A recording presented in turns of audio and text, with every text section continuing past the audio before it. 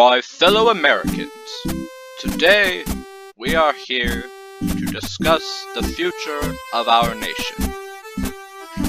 My name is Duke Traxxas, and this is my video on how to reform the United States Electoral College. Let's get into it. Before we begin this video, however, I must warn that for this video, the District of Columbia shall be known as a 51st state in the USA, despite there only being 50 states. This is mostly because I have a vendetta against not giving Puerto Rico and the US Virgin Islands votes in the Electoral College, despite them having more people in some cases than some of our states. Let's move on. Prior to 1911, we had an electoral college based on the population of the United States. While we technically still do, it is not the same as it was for the past, as it was 100 years ago, because as the population of the United States grew and grew, we just added more and more people to the House of Representatives.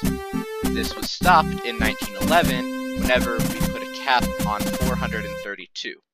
Technically, it's 435 because we gave 3 electoral votes to Washington, D.C., which is a little weird considering the fact it's not a state, especially since we have Puerto Rico, which has hundreds of thousands, if not millions of people, and they don't even get to vote in the general election for president and have it count. Now, because of this limit on the Electoral College, voting got very disproportionate and outweighed for a lot of states, especially states like California, Texas, New York, Pennsylvania. Basically, the current states, the current top 14 states with the most electoral votes, which would be California, Texas, Florida, and New York, Pennsylvania, Ohio, New Jersey, Illinois, Michigan, as well as North Carolina and Georgia.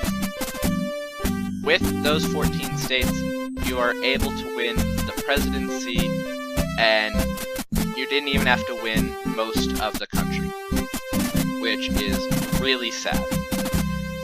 Because under this current system, we have the two ends of the spectrum. California, our most populous state in the USA, which has 55 electoral votes, but 37 million citizens. That means that for every 677,000 people in California, there is 1 electoral vote. Now, in Wyoming, there is 563,000 citizens, and they have 3 electoral votes. That means for every 187,000 people, there is 1 electoral vote. That's basically saying that 5 equals 3, but we all know that 5 does not equal 3. Under my system, we would eliminate the use of senators in the Electoral College. So automatically, every state across the USA would lose 2 votes in the Electoral College. However, we're also going to remove the cap on the amount of representatives in the House. So we'll go from 435 representatives to just under 550 representatives. Additionally, we will base this calculations off of whatever state has the lowest population as of the most recent census. As of the 2010 census, Wyoming had 563,000 citizens out of the 307 million Americans throughout the world. That's 2/1000 of the entire population, and therefore, they would get 1 vote out of the 546. I know that says 66, it was a typo. So, Wyoming would get 1 vote as well as a lot of the other states that have less than 1 million citizens. California, however, would go from 53 votes to 66 because it is 37 million out of 307 million, which is approximately 12% of the population of Americans. And 66 of 546 is about 11%. Furthermore, no state will be winner-take-all. It is a very undemocratic system that just because there are cities like Kansas City and LA and NYC and Miami, all these huge cities that vote one way, but because of the states they're in, the rest of the state ends up controlling how it is, even though it's not even a majority there. It is unfair. So the votes would be by district as opposed to state. So instead of Clinton having won all of California, Clinton would have won several districts within California. Additionally, Trump would not have won all of Pennsylvania, he would have won some of the districts in Pennsylvania. Additionally, the Electoral College would not be the only justification for presidency. For a candidate to become elected president, they would need 60% of both the popular vote as well as the electoral vote in this system. And if neither of those conditions are met, the vote will go to the United States House of Representatives for a simple 51% win, which is what we do anyways if nobody reaches 270 electoral votes. However, this may infuriate others, or infuriate people, and infuriate many others. Under this system, Trump would have won 255 electoral votes. Clinton would have won 291. But neither of those numbers are 60% of the electoral vote or even the popular vote, so the vote would be surrendered to the House. Now, we do have 13 states that are solidly Democratic and would likely vote for Clinton in this system, because with the new system, it's not every representative from a state votes, it's every state votes as a block. So in this system, Wyoming would have as much say as California, but it would be as a block as opposed to having an unfair amount of votes in the first place. Additionally, Trump would have likely won almost half of the states that are still up for grabs. Now, a probable speculation would mean that Clinton would be able to snag 5 or 6 more of the other states that she had not won solidly, while Trump would receive the other 5 or 6 that he would not have won solidly outright.